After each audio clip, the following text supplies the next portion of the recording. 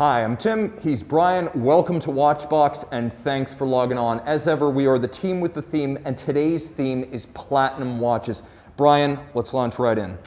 So I have to say first that you give me the topic generally 30 minutes to an hour in advance, and I'm beginning to now realize the topic is so diverse each time that you obviously are bringing the heat in advance of me getting the topic. So you already are angling, you know which watches you're picking, and then it's like I got to race and well, if you want to beat me to the punch, go 40 minutes prior and you come up with the theme next time. Next time I'm coming up with the theme.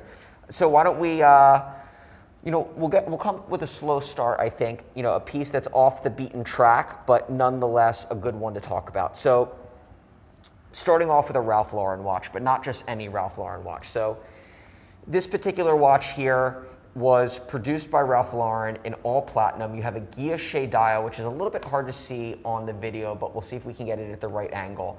You've got a guilloche bezel as well, which is exceptionally rare. This is the same process by which the FP Journe T30 was produced. So you've got a hand-guided guilloche machine that's done at an exceptionally high level for this level of casework and dial finishing. You've got bright blue hands. You've got a traditional black Roman numeral. You have the Ralph Lauren there, typeface, super simple and clean across the top of the dial. And then the watch itself is very thin. It's powered by an ultra-thin Piaget movement. So what you have here is exceptional hand finishing on the dial, hand finishing on the bezel. You've got what is arguably one of the best of Richemont's ultra-thin movements inside the watch. So it's an amalgamation of different things coming together to create a very high-end watch from Ralph Lauren. And for me, if you get past the branding and the fact that it's a Ralph Lauren watch and you just focus on the watch itself, you can really appreciate what a special watch this is. If this watch said Vacheron, if this watch said Patek Philippe, it would be trading and selling at a completely different level than where it's currently at right now. But overall, it's a fantastic watch, and I think representative of what goes on in the industry as far as putting together just really good components coming in from all different directions to create what is honestly like a well-delivered watch. Yeah, the Richemont Ralph Lauren co-branding deal of the late 2000s raised a lot of eyebrows because when you think of Ralph Lauren, you think of luxury image but accessible pricing, and you really don't think of true luxury class watches, which invariably costs thousands to tens of thousands. But the money spent was considerable and the effort was sincere. They purchased rose lathes to be able to do guilloche, not just on dials but also in cases. They worked on stabilizing wood inlays, not just for dials, but for external case components. They brought in movements from Piaget, IWC, Jaquet, and even La Fabrique du Temps, which is a high-end LVMH company that is built, among other things, minute repeaters and tourbillon to give Ralph Lauren a true pedigree in the high horology segment. So watches like this need to be viewed in terms of the investment made in cases and dials and movements, and then just consider them a great buy, as people don't really give them a fair shake, and they need to. Ralph Lauren might not be high luxury apparel, but the watches of the brand absolutely make the cut. And there's so many platinum choices out there. I wanted to bring something on the show that was a little bit interesting, off the beaten path, and a watch that our viewers probably may not have ever seen before. And super thin. I mean, under 7 millimeters, really slim, and 42 across, so it has a wonderful wrist presence if you want a dress watch with a little bit more of a stance and that holds up better against a large wrist size. Really nice piece. Okay, let's do a wrist shot quickly because you've got something different that we haven't seen before. So I think I may have brought it on the show a few times before, but this is a Javril Tribeca. There's been a lot of different articles about this watch online. We actually came out with an edition of them several years back with Revolution, where we had found old cases, dials, components, and were able to recreate a number of these. This is from the original batch back when the watch first came out. Actually, my dad was involved. He was the distributor in the US for Javril at the time and was involved in the releasing of the Tribeca series as a whole. So this is from that first batch. Back then, they took down a Paul Newman to completely disassemble the entire watch and recreated it from the ground up in what you see today. So it's become a cult classic. It's a watch I wear all the time. I feel comfortable being able to wear it. I have it on a Hermes calfskin strap, which I think plays off the watch nicely. And for me, it's just, it's a special watch. There's a good backstory for me personally to the watch. And it's always a watch I've enjoyed wearing. And while it is clearly a replica of something more famous, it's important to note that when these came out around about 2001, a Paul Newman Daytona was like a $10,000 to $15,000 watch, and no one was paying auction catalog cover money for those watches. So this idea was very much ahead of the time, taking the Singer exotic dial that we came to know as the Paul Newman and recreating it on a watch that frankly wasn't expensive, but exercised high style, as it was about, I would say, minimally 10 years ahead of the vintage re-edition trend. Fun piece. Yeah, not too long ago, I remember I would wear this watch, and actually, folks would wanna throw away the watch but keep the bezel, because the bezel is such a true recreation to what is currently on the Paul Newmans. So they would actually want to utilize the bezel and get rid of the watch as a spare part for as a Paul spare Newman. part. Now, now the watch themselves have boomed in recent times, but Yeah, and wasn't always that way. And Paul Newmans are no longer $15,000 watches, so the world moves on. Now here's a watch that's also from 2001 that's fascinating because it's the first of several different illustrious families of watches. MB&F, Harry Winston, and FP Journe all coming together in one watch. This is a 38mm platinum piece unique Harry Winston rare timepieces Opus 1. The first Opus series, a collaboration between glitterati watchmakers and Harry Winston, at the time led by Max Bucer at its rare timepieces level. But this collaboration with FP Journe, 18 watches, 3 different models. One was the Resonance, one was the Tourbillon Souverain, and the other was based on a first-in-the-world 5-day power reserve automatic winding movement. So this was the beginning of the Octa caliber 1300. And so this is Max Bucer's original idea to bring in rock star watchmakers to work with Harry Winston. This was before MB&F. It was FP Journe's sort of celebration of his then just released Octa 1300 automatic series. And of course, as the Opus 1, it became the first in a series that would include the likes of Urwerk, Vianney Halter, Christophe Claret, Antoine Preziuso, Grubel Forsey, and many others. So this is an historically important watch that wears in fascinating form because this actual case design is less FP Journe, and actually Emmanuel Goetz's father designed this case for Harry Winston back in the late 80s when they were launching their first true luxury class timepieces. Emmanuel Goetz, of course, designed the AP Millenary and the Royal Oak Offshore. So the case is largely his dad's work, but the movement and the dial, FP Journe. Now what sets this apart, of course, is that being a Harry Winston, it must include Harry Winston diamonds, and so it does. Lugs, bezel, and dial. But if you look very closely at the subdials, you can see that small blue brilliant cut sapphires also are included. There's a mother of pearl dial. The lugs are a wonderful Vendôme or hinge style, and then when you turn it all over, you can see this piece unique includes that first generation brass caliber 1300, and it's so early. This one features bidirectional winding, a system that was essentially brought straight over from the winding system used in the ETA 2892. So 5-day power reserve brass caliber. Note the crests of FP Journe and Harry Winston on the rotor. Like I said, later collaborations would involve other rock star watchmakers, but this was an interesting watch because not only was it the debut of FP Journe's Octa automatic line, but this was only his 3rd year of making watches under his own name. So a big rocket style boost to the FP Journe brand in its early days from the collaboration with Harry Winston. It's a special watch and an unusual one, as the style is a little bit retro. The timepiece is easy to wear, however, because it does hail from a different, kinder, gentler time, an era of watch cases that almost anyone could fit on their wrist. So this is an option for those who prefer smaller cases, more traditional sizes, who think that a giant platinum watch with diamonds would be a little too ostentatious. The size here is perfect, and as you can see, it fits easily on my wrist, and my wrist is only 16 centimeters. The timepiece is extraordinary for its history, its rarity, and all of the different threads of branding and horology that carry through this model.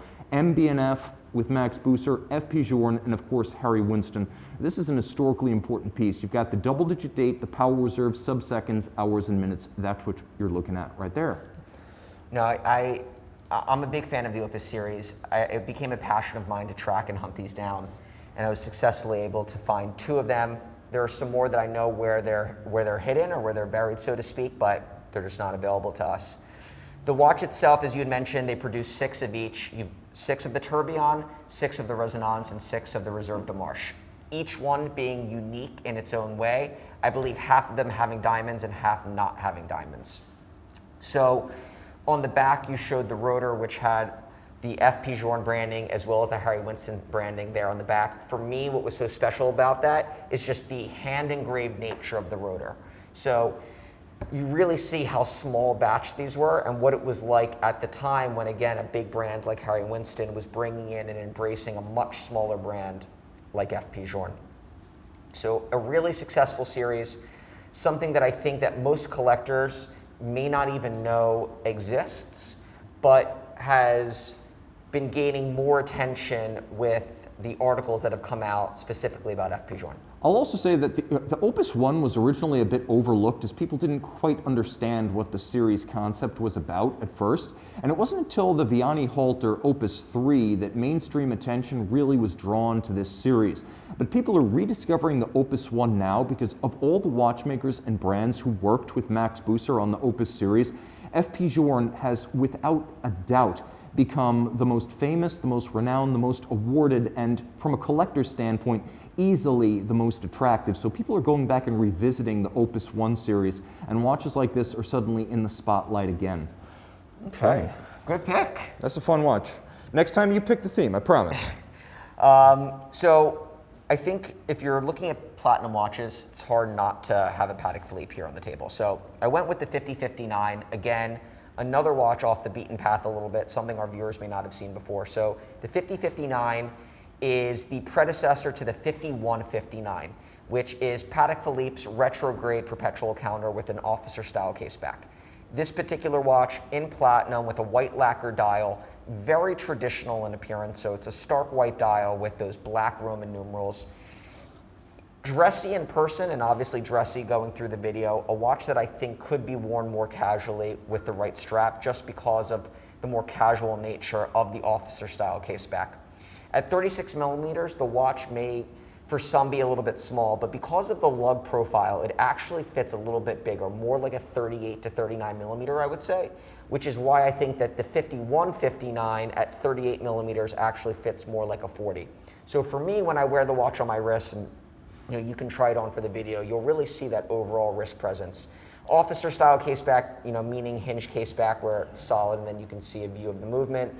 For me, this represents a lot about Patek Philippe's history and just where the brand was during this time period and where it has gone. One of the biggest changes to the watch overall between the two being number one, the size, and number two, you now have a guilloche dial in the more recent iterations. Yeah, this watch, when it came out in 1993, was an interesting combination of a retrograding perpetual calendar with aperture-style display and the officer-style case that had regained prominence at Patek Philippe with the 1989 anniversary. So this was two different fascinating and recent innovations at Patek Philippe going into one watch. Now, it was a long-running model, ultimately superseded by the 5159 in the late 2000s.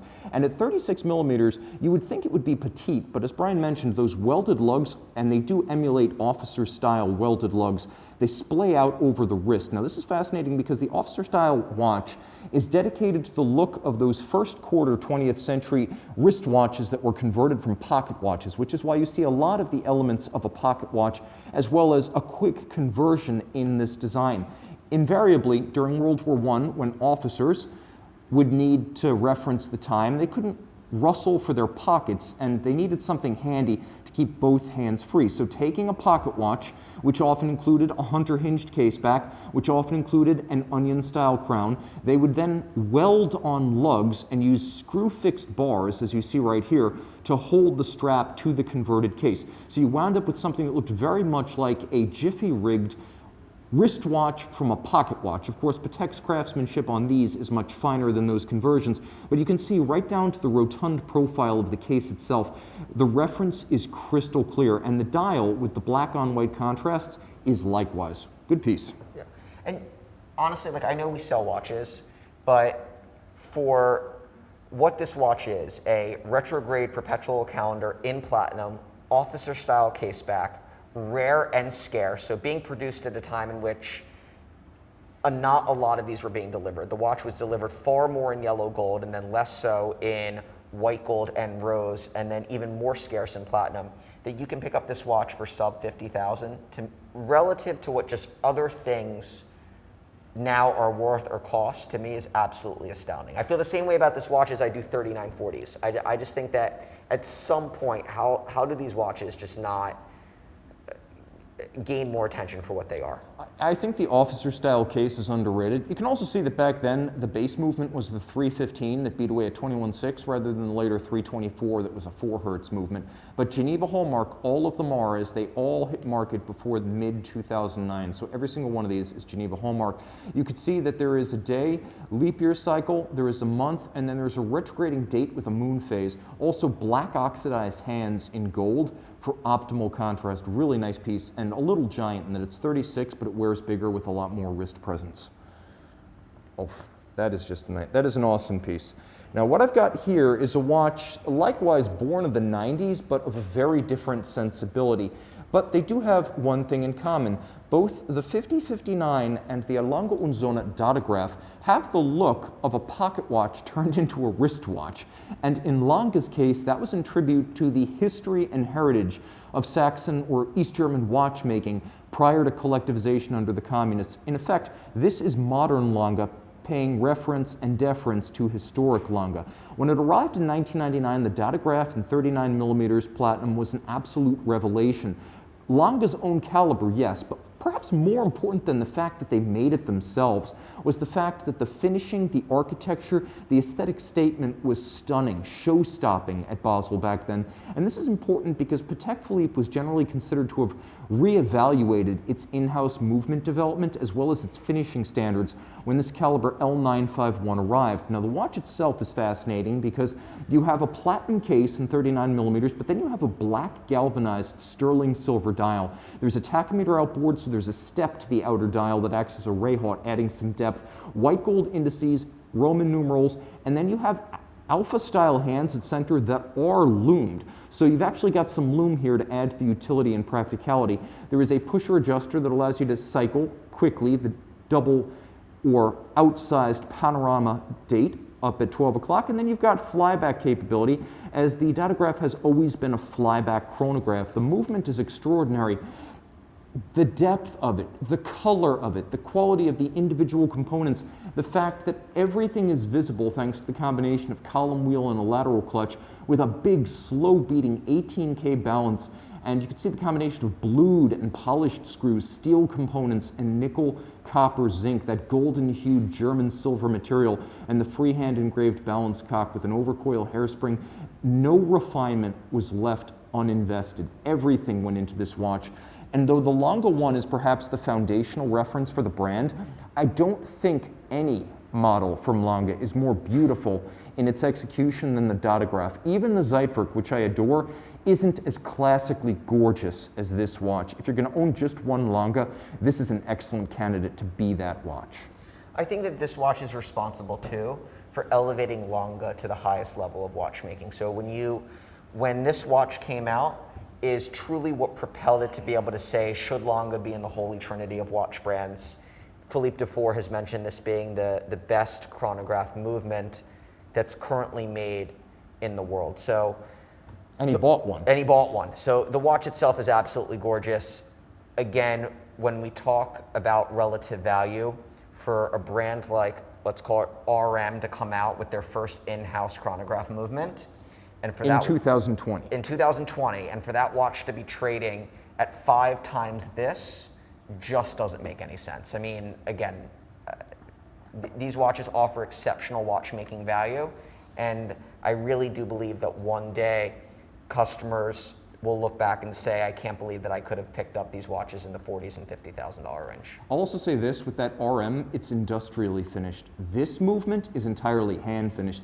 And that's important because in a watch like this, 1/3 of the value of the watch is invested in the finishing of the movement. So that's an awful lot of cost invested in a fashion that is self-evident. And I think where that money went in the RM, unfortunately, is marketing. Yeah, and I mean, again, and I'm not a Lange person, but for me, there's nothing I can say about this watch other than it really is that special. Yeah, you got to wind it every day, but no one's perfect, right? But if you love watches, you'll enjoy that. Okay. So saving the best for last. The big piece. The big piece. So here we have a platinum Day-Date 40, blue glacier dial, diamond baguette markers, baguette diamond bezel. So, I mean, just phew, what a watch. So, with platinum Day-Dates, traditionally, it's been the, call it, rarest configuration of the Day-Date line. Platinum has always been a special metal for Rolex, and what's even more special is that they have the signature glacier blue dial, which is only available on the platinum president pieces. And it's a differentiating factor between this watch and, let's say, a white gold iteration, which is why the glacier blues are the most popular when purchasing a platinum watch.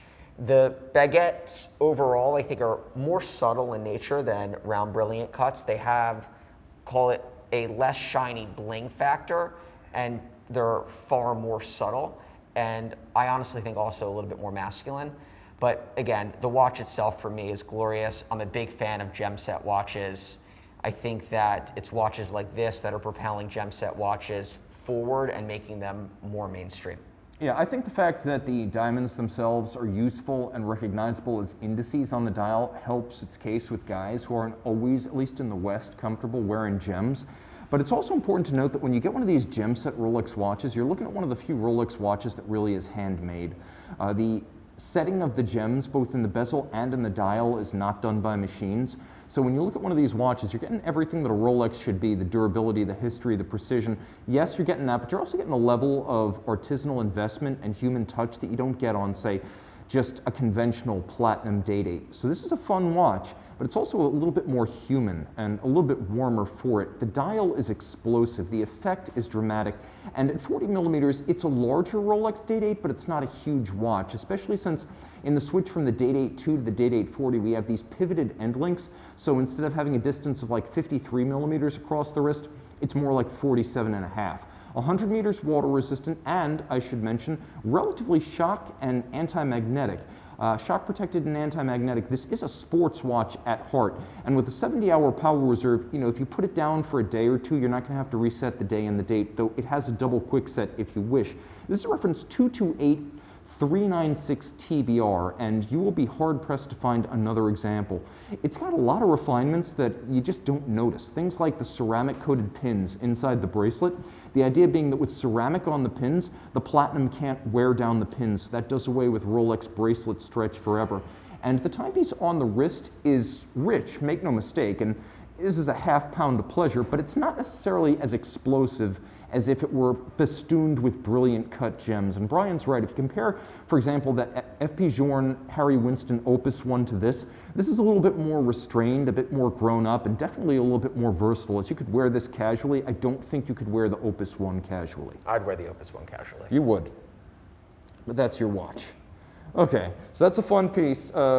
Sports watch, dress watch hybrid. I don't know how you classify this next watch other than to acknowledge it by name. A spaceship. The Dream Watch 3. It is a spaceship for your wrist. Launched back in 2009 by Bethune, this was the third in their series of pure shoot-the-moon concept watches. The idea was to recreate the symmetry of a pendant watch or a vintage pocket watch in a wristwatch format, which is why you have this Lapine-style crown placement rather than the more conventional Savonette side crown of a wristwatch. Symmetrical from side to side, that makes it ambidextrous, but it was also an early example of articulated lugs being used at Bethune. Eventually, the articulated lug would become a signature of the brand on the DB28s and 27s. The watch is difficult to describe in size terms. It's 51 millimeters side to side, but then it's only 11.8 millimeters thick, and from lug to lug, it's only 49 millimeters, which means it actually wears fairly compact and very flat on the wrist for a timepiece that is so aesthetically involved and elaborate. It does have a little bit of ancient Egyptian temple inspiration to it. There was a little bit of a Egyptian architecture fascination at the time. Denis Flageolet, watchmaker, and David Zanetta, a vintage dealer and stylist, also the other founding partner of de Bethune, wanted to put a little bit of sort of Egyptian revival lines into the case. And you can really see that as it does sort of have the frontal symmetry of, for example, the Sphinx. Now, taking a look at the dial, you can see that it is engraved, but not a conventional guilloche. It's what they call microlight. It is a very shallow concentric engraving that catches the light, and rather than roaring like a sunburst, this is more like a soft glow, playing with the light in intriguing ways, with a fired blue titanium ring outboard for reading the hours. And then you have a tourbillon regulator. And Andrew, I'm going to get as close as I can. I'm going to show you this tourbillon, and then I'm going to start it up. Now you can see it's composed of a couple of different materials: titanium, white gold, and silicon. It is the world's lightest tourbillon regulator. The carriage weighs 0.18 grams. So that is less than 1/5 of 1 gram. Now it also has a 5-day power reserve, which is extraordinary given that it is a 30-second tourbillon, and there is a power reserve indicator on the back. Do you want something exclusive? How about Dreamwatch 3 serial number 1? Let's fire it up. It is a bullhead style winder, so I'm going to wind this watch and explain what you're about to see. The tourbillon regulator on this watch is 36,000 vibrations per hour, so 10 beats per second. It's exactly like a Zenith El Primero. Is it really the lightest tourbillon gauge? It is, and it remains so to this day. So even lighter than Journe's titanium tourbillon gauge? That's true, because this one features an element that Journe would not use for various reasons, which is silicon. And Denis Flageolet of de Bethune has said that he's going to incorporate every technology, be it engineering or materials, necessary to build the world's most accurate tourbillon. And indeed, this tourbillon is still in service at de Bethune, and it is rated to plus 0.5 seconds per day. So the idea is that this tourbillon, properly regulated, will keep time to within less than 1 second gained per day. And that is exactly what you want. You want an isochronous watch, and you want one that deviates minimally, preferably with time gained rather than lost. Isochronous, would you call that an SAT word? You know what? I took the SAT a million years ago, and in all the practice tests I ever digested, I never saw that word. So I would say that is beyond the SAT. It needs to be on spelling bee. That might be a word on the SAT 2 writing test. There you go, and you can see they even placed a mirror underneath this tourbillon so you could better see it reflected from below. 30 seconds rather than 1 minute, and as you can see, manic at 36,000 vibrations per hour. All of the tech de Bethune had to offer in 2009 in one watch. I can't wait to start incorporating that word into my vernacular. Do so with my blessing. All right, guys. This is the man to call if you want to buy anything you see here. Brian, how do they get in touch with you? So you can reach out to me on Instagram, Brian Golfberg. You can email me at brian@thewatchbox.com. Comment in the comments. You can also message Tim directly, and he can get a relay message to me as well. So thank you guys for tuning in. Next week, I'm going to pick the theme, and I will let you know in advance of what it is. All right, I'm looking forward to it, guys. Until next time, time out, Tim out, Brian out, and thanks for logging on.